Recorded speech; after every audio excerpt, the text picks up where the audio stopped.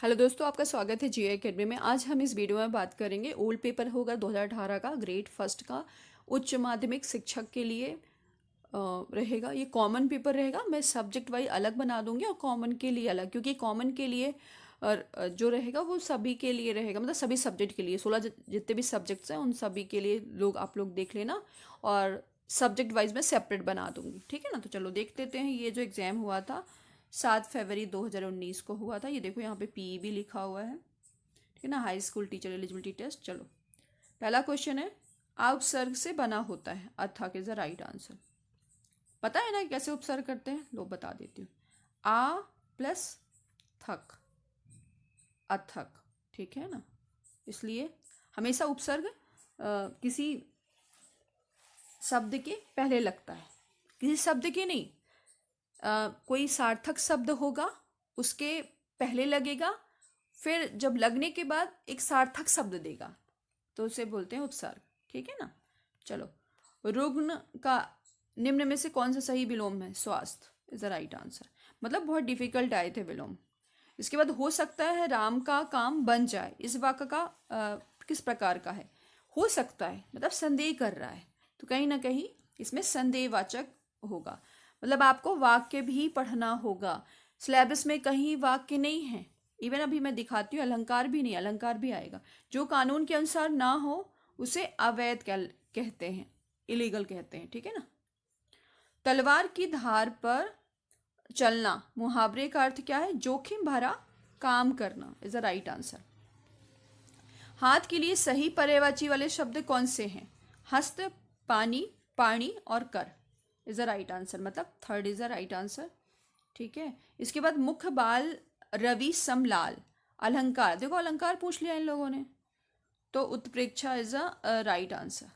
इसके बाद देखोगे परिणाम शब्द का सही विग्रह क्या है? परिधन नाम।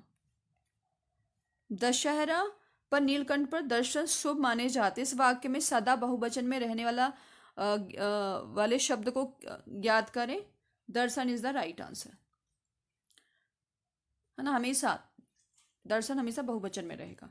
अब भारत का अतीत गौरवपूर्ण था, है ना। गौरव शब्द का सही शब्द क्या होगा? गौरवपूर्ण, मतलब गौरवपूर्ण। A is the right answer, A. General English का क्वेश्चन है, ठीक है ना। इसमें लिखा, how can you be as a fresh as a daisy so earlier in the morning. A is the right answer, मतलब एनर्जेटिक। उसके बाद लिखा हुआ है, out of the following option choose the correct from of the verb that is the agreement with the subject for a given sentence.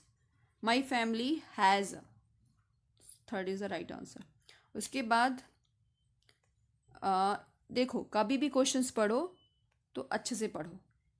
Incorrect बोला है, ठीक है ना, तो कौन सा है? Second is a right answer.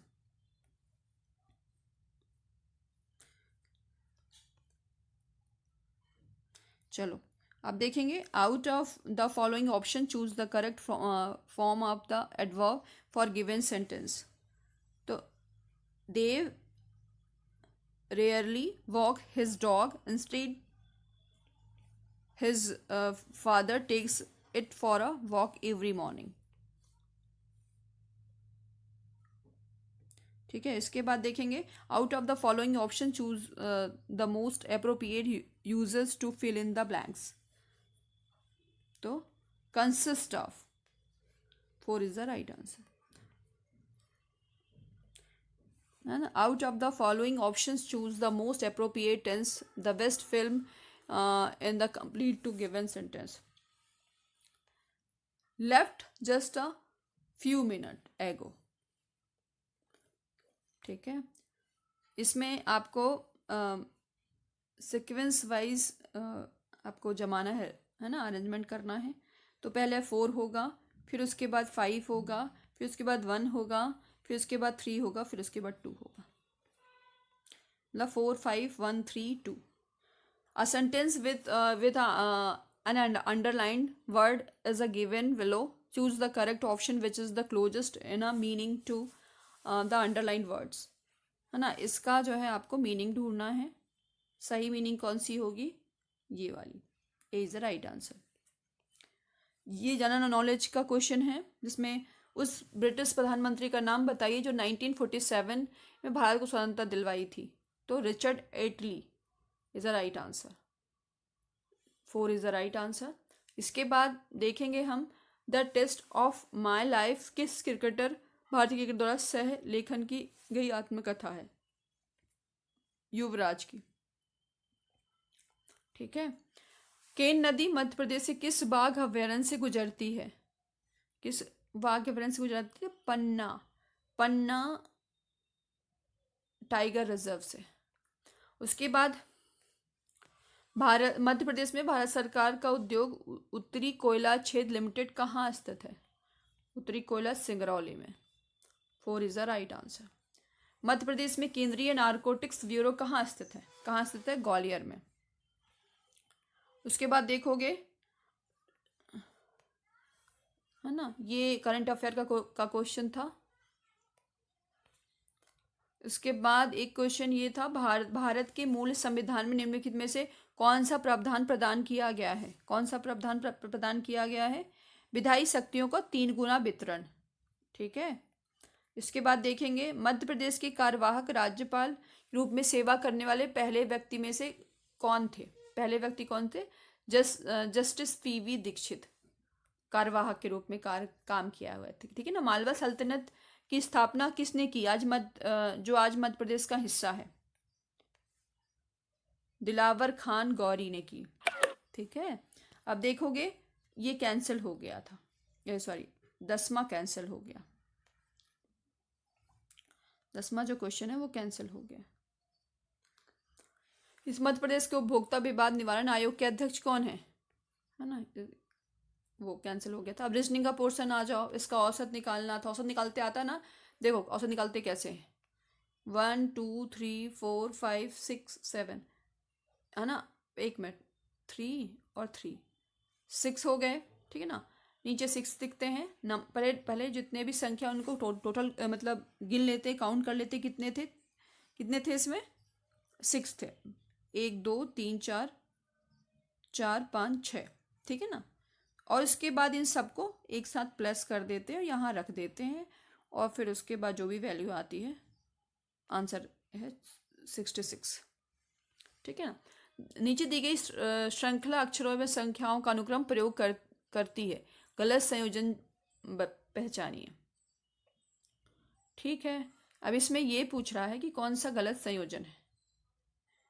सभी एक जैसे मिल रहे होंगे लेकिन एक गलत होगा। हाँ, क्वेश्चन पढ़ो। देखो तो कौन सा गलत है? सेकंड। तो कैसे गलत है ये देखो। सभी में यहाँ एम है ना, लेकिन यहाँ पे क्या है? एन है यहाँ पे। तो इसलिए second is the right answer. गलत संयोजन की बात कही है इसमें। ठीक है ना। रीजनिंग का था क्वेश्चन। चलो, निम्नलिखित में से चार पता दिया गया, मतलब 4 पतों में से किस नीचे दिए गए पतों को ठीक समान कौन सा एक नहीं है ना।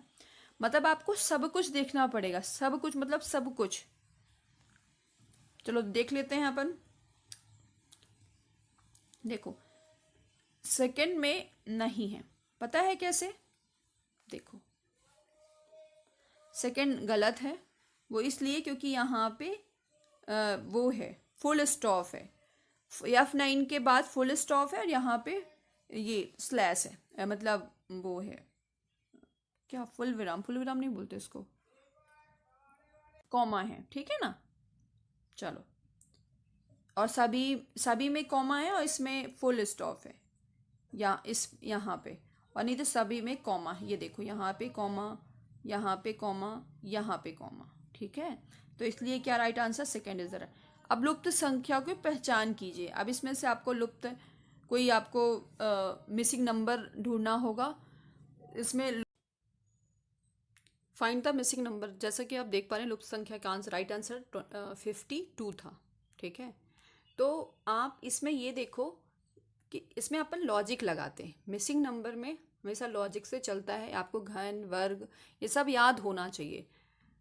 1 मिनट ज़्यादा टाइम नहीं लगना चाहिए, इससे कम भी लगे तो बहुत अच्छी बात है, क्योंकि यदि आप इस क्वेश्चंस पे अपना टाइम बर्बाद कर दिए तो समझो आपका टाइम चला जाएगा। इसलिए लगा लॉजिक तो ठीक है, नहीं तो आप उसमें बोलते ना फ्लैग लगा देते कि बाद में देखेंगे, फिर बाद में देखने के लिए आप लगा सकते हो, है ना। तो इसमें क्या लॉजिक लग रहा है तो देख लेते हैं।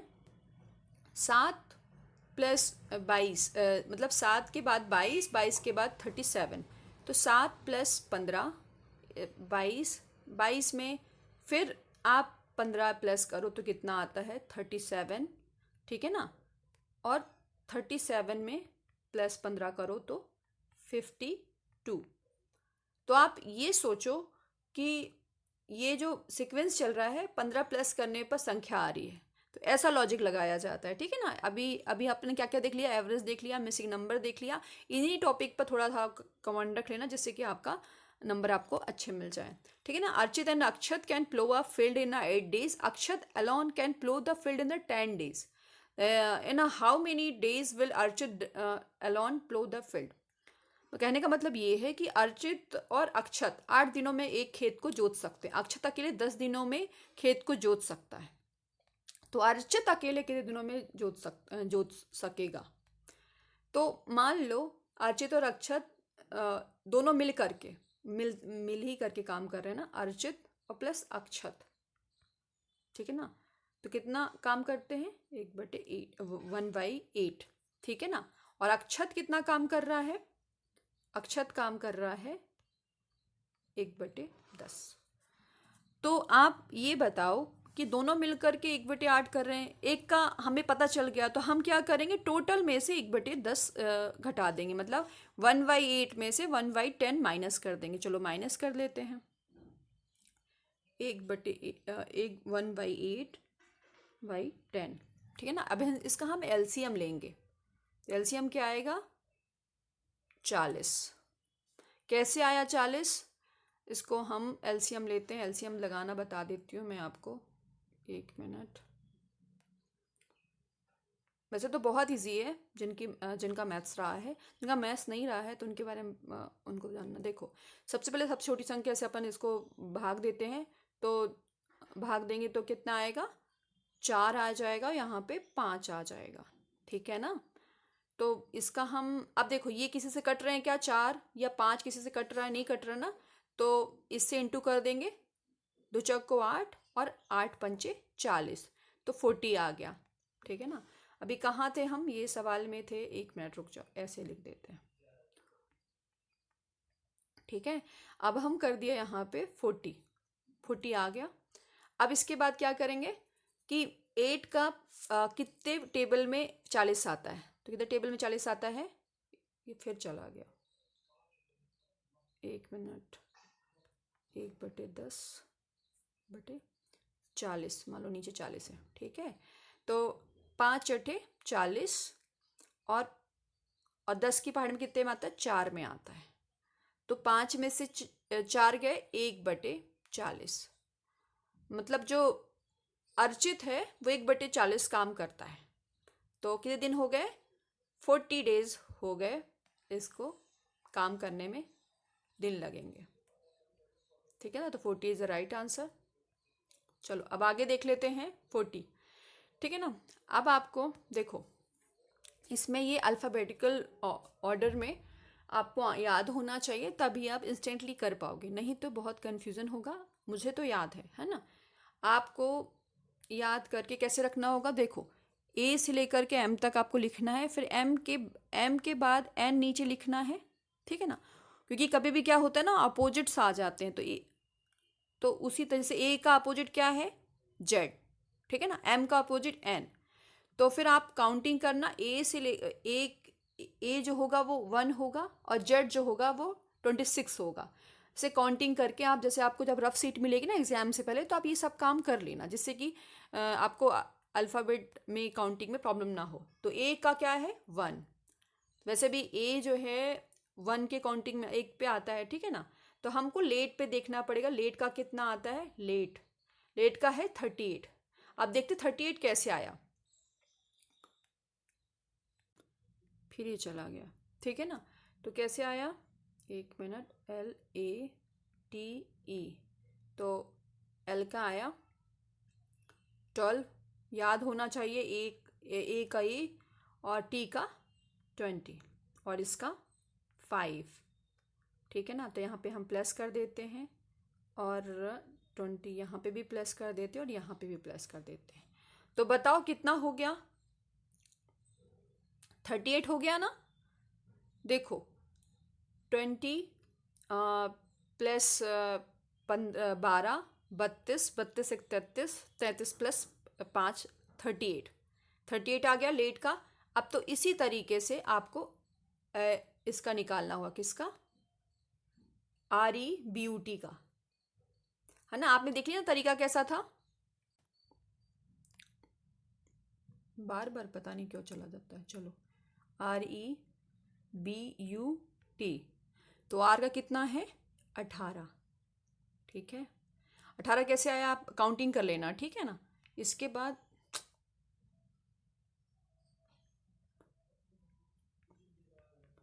आर का कितना है? 18 प्लस ई का कितना है? 5, 5 में आता है। बी का कितना है? 2 और यू का कितना है? 21 और फिर टी का कितना है? 20। तो कितना हो गया? 66 इज अ राइट आंसर। ठीक है, आपको समझ में आ गई ना बात। चलो अब ये है, in the group of 88 peoples 26 of them like milk and 76 of them like curd and each person likes at least one of the two food items. How many people like both milk and a curd? इसका कहने का मतलब ये है 88 लोगों का एक समूह है जिसे कुछ 26 लोग दूध पसंद करते हैं और 36 लोग दही पसंद करते हैं। प्रत्येक व्यक्ति 2 खाद्य पदार्थों में से कम एक पसंद करता है। तो कितने लोग दूध और दही दोनों पसंद करते हैं? ठीक है, तो क्या करना होगा? इन दोनों को प्लस कर दो, 26 और 76 को। ठीक है ना, इसका मतलब बहुत बड़ा वो है और हमेशा हर जगह हर उसमें क्वेश्चन पूछा जाता है। तो इसका एक कॉन्सेप्ट क्लियर कर लेना, फिर उसके बाद आप वो करना। ठीक है, ठीक है ना। तो कैसे? देखो 26 प्लस 76, आज ये काम नहीं कर रहा है। फिर उसके बाद ये आया 102, मैं माइनस किया 188, तो कितना आया? 100 मतलब 14 आया, 14 आया। ठीक है, तो ऐसे इसको वो कर लेना, मतलब सॉल्व करना। लेकिन हाँ, सभी का तरीका अलग अलग होगा, इस बात का ध्यान रखना। तो इस पे ज़रूर मतलब ये SLA क्वेश्चन KVS में भी आते हैं, NVS में आते हैं। तो इसके लिए आपको क्वेश्चंस को समझना होगा अच्छे से, वेन डायग्राम बनाना होगा, फिर उसके बाद आपको सॉल्व करना होगा। ठीक है, मैंने तो डायरेक्ट बता दिया आपको। ठीक है, चलो अब ये पैडागोजी से रिलेटेड क्वेश्चन है। चलो, डिसलेक्सिया मैंने इसलिए ज़्यादा डिटेल में बताया मैथ्स को, क्योंकि बहुत सारे लोग आर्ट बैकग्राउंड के हैं। मैथ्स वाले तो देखते ही वो 2 मिनट वो कर देंगे, लेकिन जो आर्ट वाले बैकग्राउंड के हैं उनको थोड़ा सा नहीं आ पाता है। डिसलेक्सिया निम्नलिखित में से एक मिनट, मुख्य रूप से होने वाली कठिनाइयों से संबंधित है, पढ़ने से। ठीक है ना, देखो डिसलेक्सिया हो गया, डिसकैल्कुलिया हो गया, तो कैलकुलेशन से, जिससे कि कैलकुलेशन मतलब जैसे मैथ्स में डर लगता हो, है ना। डिसग्राफिया, ग्राफिया मतलब ग्राफ बनाना होता है ना। आप एक शॉर्टकट तरीका अपना लो, ग्राफ बनाना हो। ग्राफ मतलब लिखने में जिसको प्रॉब्लम जा रही हो, है ना। इस तरीके से आप ट्रिक से याद कर लोगे ना, तो कोई दिक्कत नहीं होगी। चलो ये हो गया। अब हम देख लेते हैं क्या लिखा हुआ है। कोहलबर्ग के नैतिक विकास के सिद्धांत का हिस्सा नहीं है। तो क्या सिद्धांत का हिस्सा नहीं है? सामाजिक अनुबंध और सामाजिक अधिकार, ये नहीं है। ठीक है, अब इसके बाद देखो, निगमनात्मक तर्क में निम्न में सम्मिलित है। निगमनात्मक मतलब डिडक्टिव मेथड, तो किस में होता है? सामान्य से विशिष्ट की ओर। ठीक है, ये होता है निगमनात्मक तर्क से निम्नलिखित सम्मिलित होता है। सामान्य से विशिष्ट, देखो निगमनात्मक होता है एक आगमन होता है। ठीक है, मतलब निगमन होता है और आगमन होता है। निगमन में विशिष्ट समान की ओर जाते हैं और मतलब सोचते हैं, सोच रखते हैं, और इसमें निगमन में समान से विशिष्ट की ओर और आगमन में विशिष्ट से समान की ओर। तो इस तरीके से जीन पियाजे के अनुसार पूर्ववर्ती चरण प्री ऑपरेशनल स्टेज वाले बच्चे होते हैं, क्या होते हैं, ईगो सेंट्रिक होते हैं, ठीक है, आत्म केंद्रित होते हैं। चलो अब इसके बाद देख लेते हैं इनमें से एक कौन सा एक शिक्षक के लिए एक निर्देशक सामग्री है। तो अनुपूरक पठन सामग्री है ना, एक निर्देशक सामग्री है। चलो अब आगे और देख लेते हैं।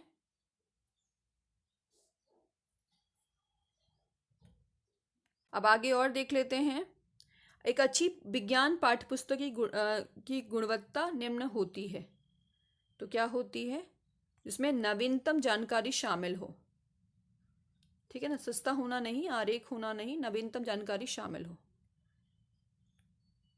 गैनिक या अधिगम पदानुक्रम में छठवां स्तर कौन सा है, कौन सा है, अवधारणा अधिगम इज अ राइट आंसर।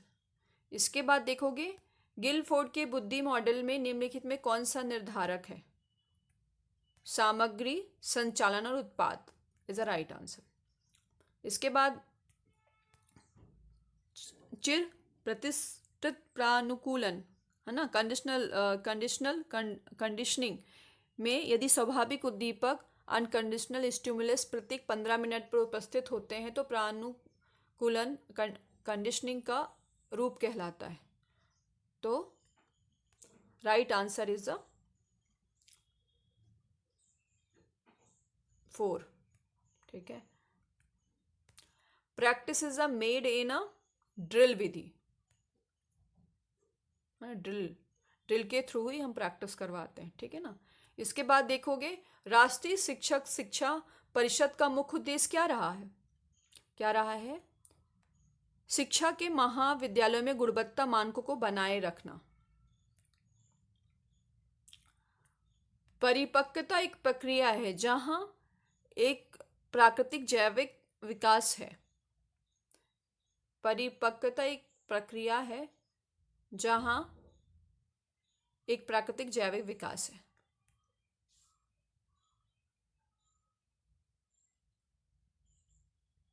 ठीक है, अब 13 का देख लेते हैं।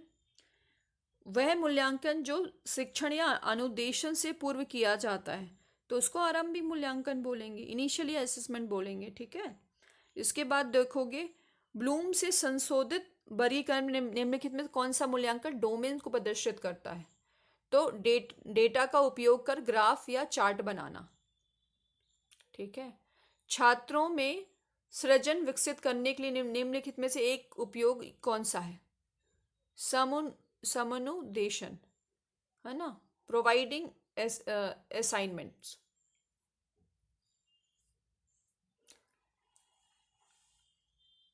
ठीक है ना।